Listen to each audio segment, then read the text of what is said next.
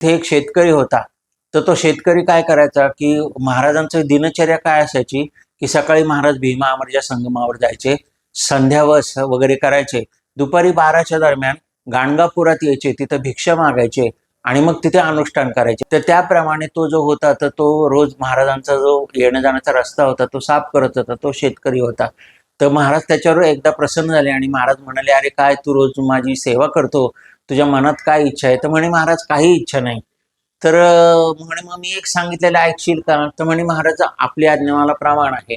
असं म्हटल्यानंतर महाराजांनी त्यांना त्याचं जे शेत होतं ते शेत खूप बहरून आलेलं होतं. तर म्हणे, मी आता संगमावर चाललोय आणि मी येईपर्यंत हे शेत कापून टाक. आपल्यासारखं जर कोणी तिथे असता तर त्यांनी विचार केला असता, की एवढं मोठं बहरलेलं पीक आहे, ते बहरलेलं पीक निव्वळ ह्याच्या सांगण्यावरून आपण ते तोडून टाकायचं का? पण त्याची महाराजांच्यावर निष्ठा होती.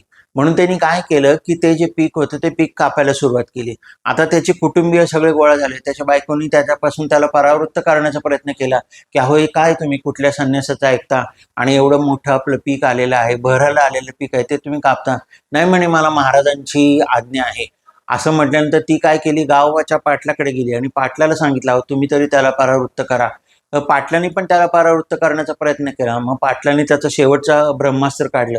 पाटील म्हणलं, तू जर आत्ता माझं ऐकलं नसेल तर ह्या वर्षी तुला डबल सारा द्यावा लागेल, दुप्पट सारा द्यावा लागेल. तो म्हणलं, ठीक आहे, मी तुम्ही म्हणता त्याप्रमाणे करील.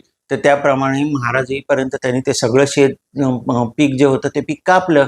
आणि आता कापलेलं पीक जे आहे ते कापलेलं पीक उघड्यावर कसं ठेवायचं, म्हणून त्याची एक जी जागा होती, जिथे झोपडी होती, त्या झोपडीमध्ये ते सगळं पीक जे होतं ते सगळं पीक त्यांनी त्याच्यामध्ये ठेवलं. आता महाराज दिनक्रमानुसार तिथं आले, बघतात तर ते सगळं पीक कापलेलं. तर महाराजांना त्याची थोडी गंमत करायची लहर आली. महाराज म्हणले, अरे हे काय, तू सगळं पीक कापून टाकलं का? हो म्हणे, महाराज जातानाच आपण सांगितलं होतं त्याप्रमाणे मी हे सगळं पीक कापून टाकलं. असं म्हटल्यानंतर महाराज म्हणाले, अरे वेडा, मी तुला थट्टेमध्ये म्हणालो, मी थट्टेमध्ये म्हटलेलं सुद्धा तू खरं मानलं का?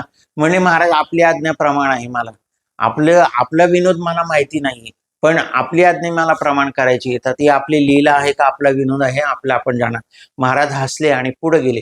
आणि झालं असं, की त्याच रात्री खूप जोरदार पाऊस पडला. आणि ते जोरदार पाऊस पडला आणि गुरुचरित्रामध्ये असं वर्णन आहे, की तो जोरदार पाऊस पडला त्याच्यामुळं त्याचं पीक वाचलं. अन्यथा त्याचं बहरायला आलेलं पीक सुद्धा सगळं नेस्तनाबूत झालं असतं.